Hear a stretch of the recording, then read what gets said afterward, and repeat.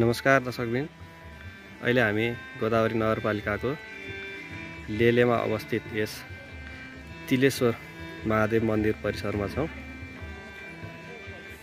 आजको हाम्रो यात्रा चाहिँ दक्षिणी ललितपुरको कालेश्वर महादेव मन्दिरसम्म हुनेछ र अहिले त्यहीँ जाने क्रममा चाहिँ यहाँ ललितपुरको लेलेमा अवस्थित यहाँ तिलेश्वर महादेवको दर्शन पनि गरेका छौँ। हामी यहाँ हेर्न सक्छौँ।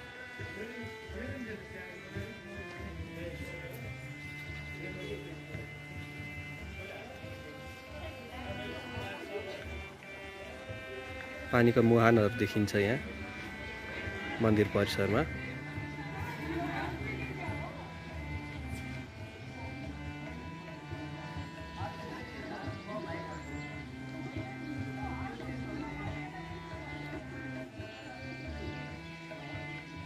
काठमाडौँ उपत्यका नजिकै एकदमै रमणीय हरियाली भएको ठाउँमा, स्वच्छ हावापानी भएको ठाउँमा चाहिँ अवस्थित यस मन्दिर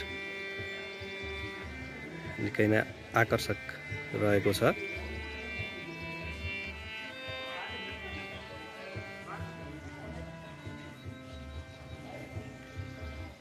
अबको हाम्रो यात्रा चाहिँ यहाँबाट हामी दक्षिणी ललितपुरको महाङ्काल गाउँपालिकामा अवस्थित कालेश्वर महादेव मन्दिरसम्मको यात्रा रहनेछ आजको।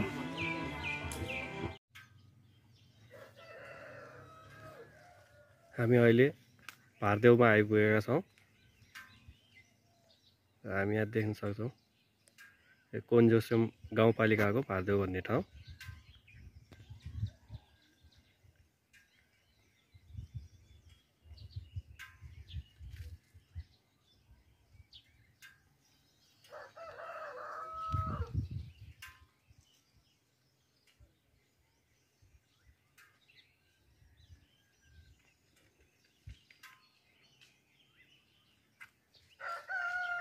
माथि डाँडामा घरहरू पनि देख्न सक्छौँ। निकै हरियाली र मनमोहक ठाउँ रहेको छ।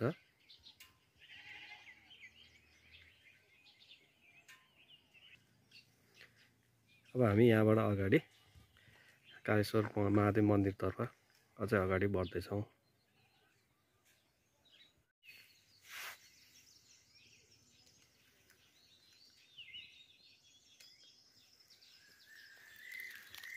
अहिले हामी यहाँ देख्न सक्छौँ वैशाख महिनाको अन्तिममा पनि यसरी लालीगुराँस र यतापट्टि काफल पनि रहेको छ। र यो बाटोमा आउँदाखेरि ऐँसेलु, काफल, लालीगुराँस, चुत्रो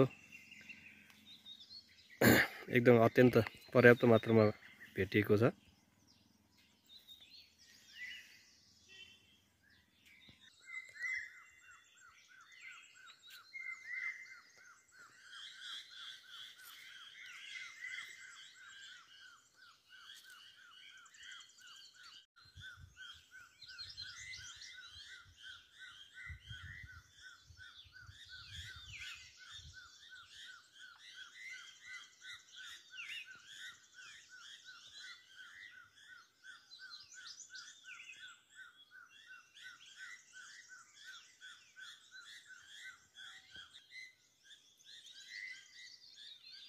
र हामी यहाँ देख्न सक्छौँ चुत्रो पनि। चुत्रो चाहिँ पाक्ने बेला हुँदैछ, हरियाइरहेको छ।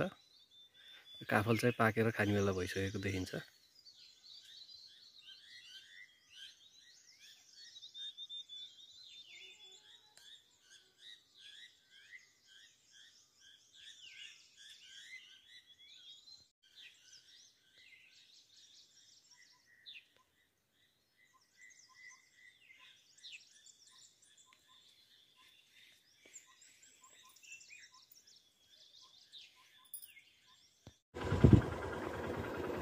अब हामी कोन्जोसम गाउँपालिका र महाङ्काल गाउँपालिकाको सीमामा आइपुगेका छौँ। यहाँबाट हामी महाङ्काल गाउँपालिका प्रवेश गर्दैछौँ।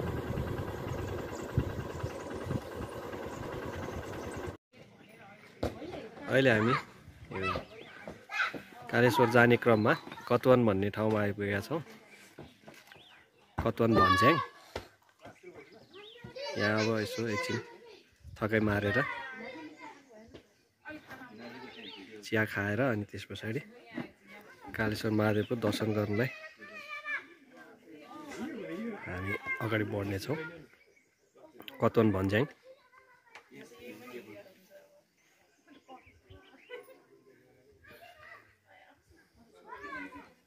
र यहाँ हामी चिया खाँदैछौँ।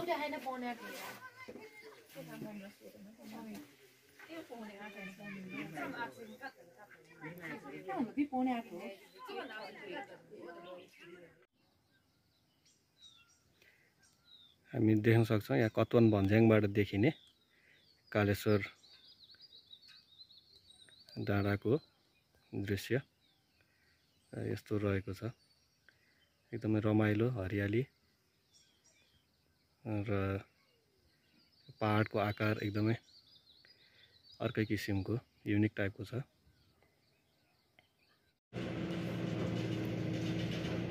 हामी अहिले देख्न सक्छौँ गोटी खेल।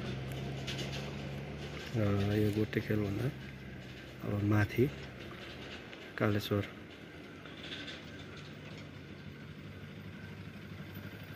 यो गोटी खेलमा चाहिँ यो 81 असोजमा परेको भीषण पानीमा यो गोटी खेल बजारमा चाहिँ निकै नै असर गरेको देखिएको छ।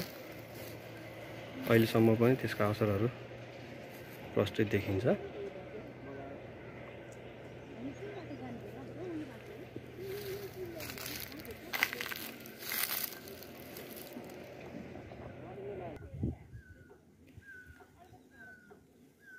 यसरी हामी देख्न सक्छौँ गोटी खेल।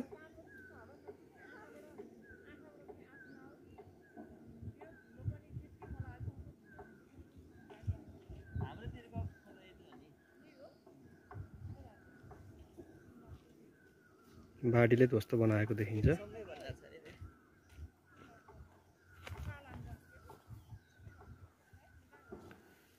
र कालचो महादेवको मन्दिर चाहिँ माथि डाँडामा रहेको छ। ल हामी चाहिँ डाँडामा जाँदैछौँ।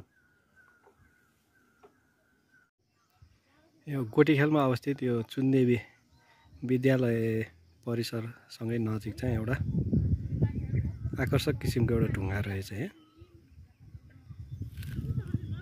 यहाँ हामी देख्न सक्छौँ थपक्क ल्याएर कसैले ल्याएर टपक्क टिपेर राखिदिए जस्तो देखिन्छ।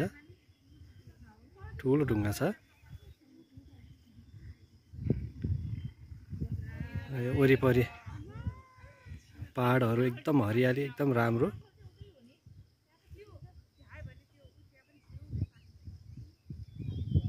हामी देख्न सक्छौँ भू बनौटले नै मन आनन्द हुने किसिमको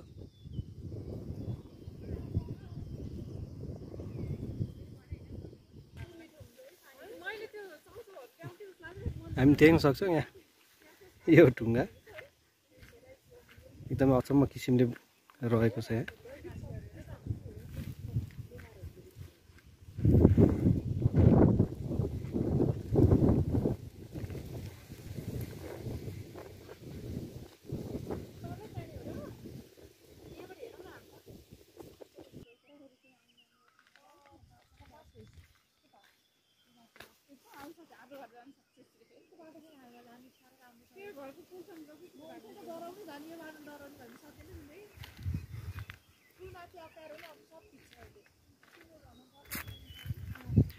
हेर्दाखेरि अचम्मको पनि र अलि डरलाग्दो पनि जस्तो देखिन्छ।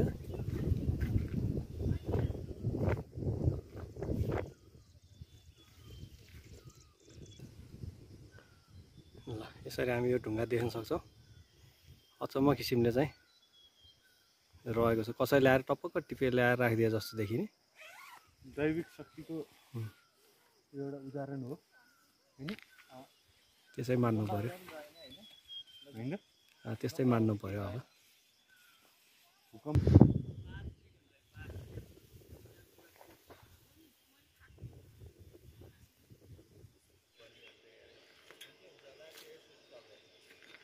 अहिले हामी कालेश्वर मन्दिर जाने बाटोमै छौँ।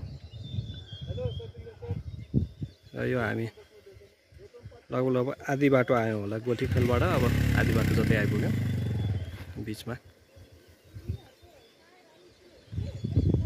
एकछिन बाइक रोकेर बसेका छौँ र यो हरियाली वन र वन हरियो मात्र होइन रातो पनि देखिन्छ। अहिले लालीगुराँस र यो विभिन्न किसिमका यो फुलहरूले गर्दाखेरि चाहिँ हामी देख्न सक्छौँ यो रातो रातो लालीगुराँसहरू हो।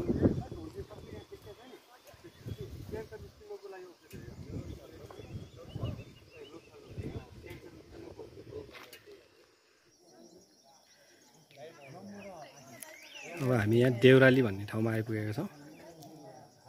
अब यहाँबाट चाहिँ पैदल हिँड्नुपर्ने रहेछ।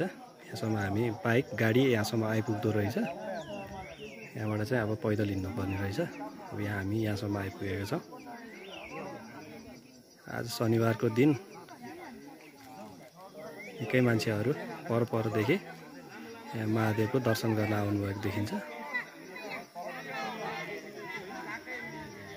लालीगुराँसहरू त लटरम्मै वनभरि नै लालीगुराँस काफल आदि त वनभरि नै एकदमै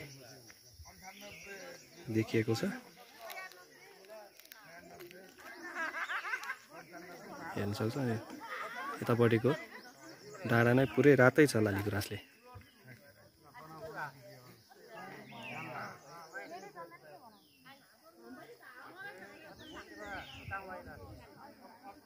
हेरौँ लालीगुराँस नै लालीगुराँस।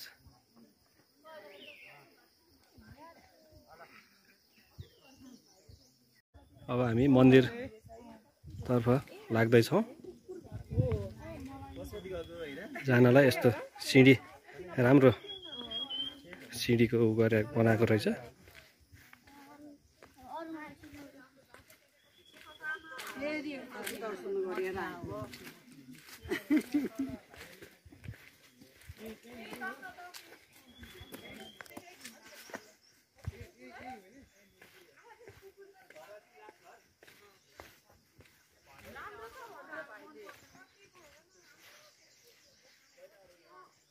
यहाँ आइपुग्दाखेरि छुट्टै आनन्द आउने रहेछ।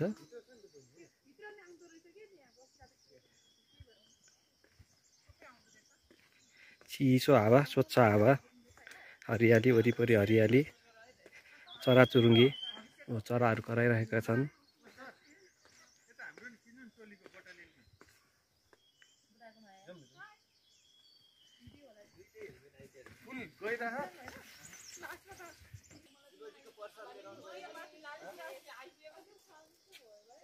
हेलो छुट्टै आनन्द, छुट्टै रमाइलो। यो चाहिँ गिम्दी है, यता तल गिम्दी भनेपछि त्यहाँ बागमती पनि देखिएको छ होइन।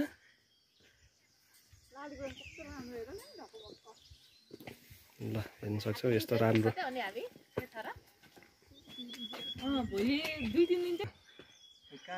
ल हामी त्यहाँ माथि डाँडामा पुग्नुपर्ने रहेछ।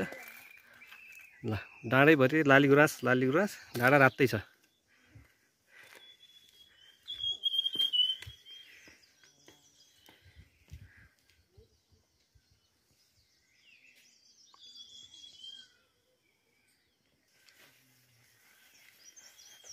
हामी अब फेरि उकालो चढ्दैछौँ। यहाँ सिँढी निर्माण कार्य भइराखेको रहेछ।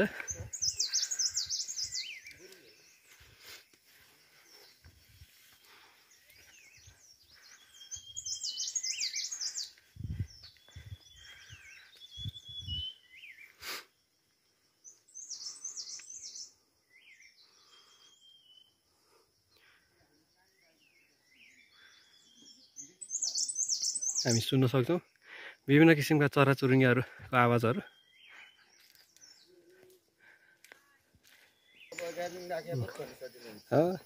गाडी सिटी भएपछि त होइन आउनलाई हुँदैन हो।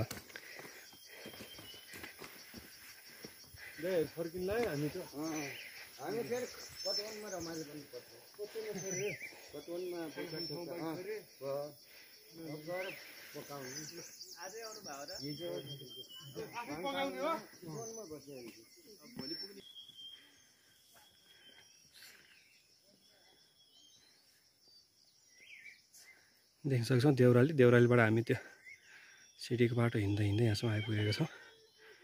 यहाँको पहाडको भूबनोटहरू हेर्दाखेरि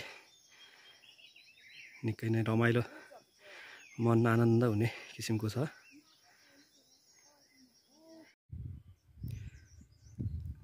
अब हामी कालेश्वर महादेव मन्दिरको प्राङ्गणमा आइपुगेका छौँ।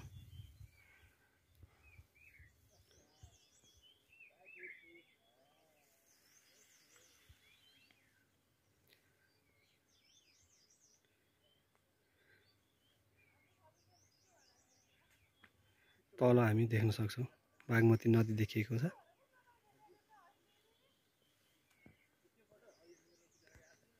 हामी अब यो मन्दिरमा जाँदैछौँ।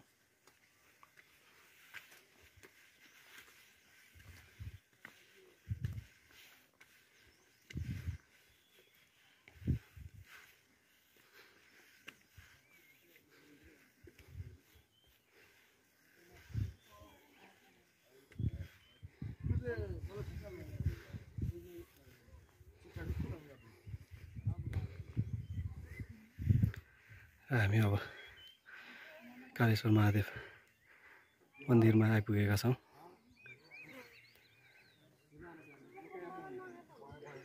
निकै नै मनोरम दृश्यहरू।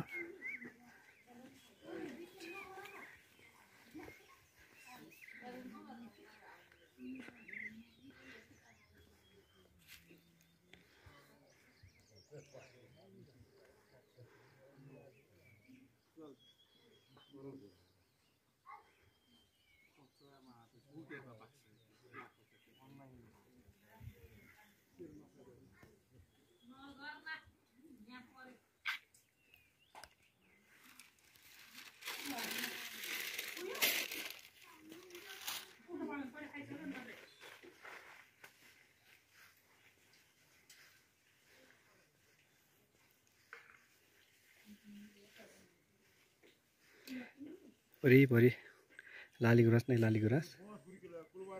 यो चैत वैशाखको महिनामा आउँदाखेरि चाहिँ लालीगुराँस चाहिँ वनैभरि नै फुलेको पाइँदो रहेछ।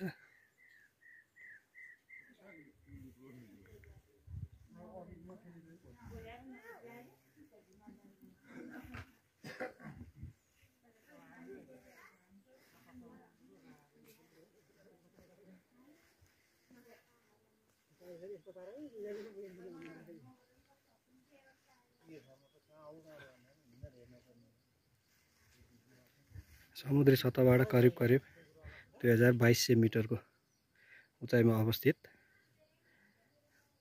यस मन्दिरबाट आकाश खुलेको दिनमा हामीले समतल तराई पनि देखिने भनेको थियो, तर आज चाहिँ आकाश त्यति खुलेको छैन।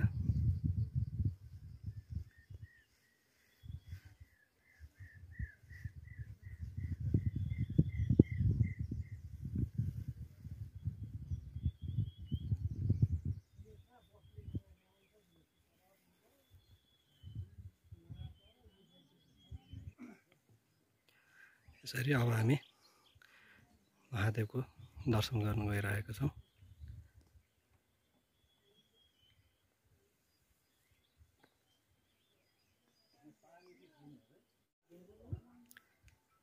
यसरी हामी ललितपुरको चापागाउँबाट करिब बिहान 7 बजेको हाराहारीमा निस्केका थियौँ र यहाँ करिब 10:30 बजेतिर आइपुगेका छौँ।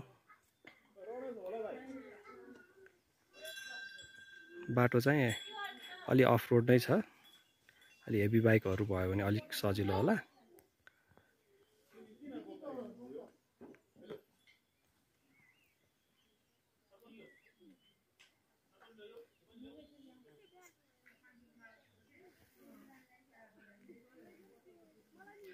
यहाँको प्राकृतिक भूबनोट, हरियाली, वनैभरि फुलेका लालीगुराँस आदि देख्दाखेरि यहीँ बसौँला जस्तो लाग्ने रहेछ।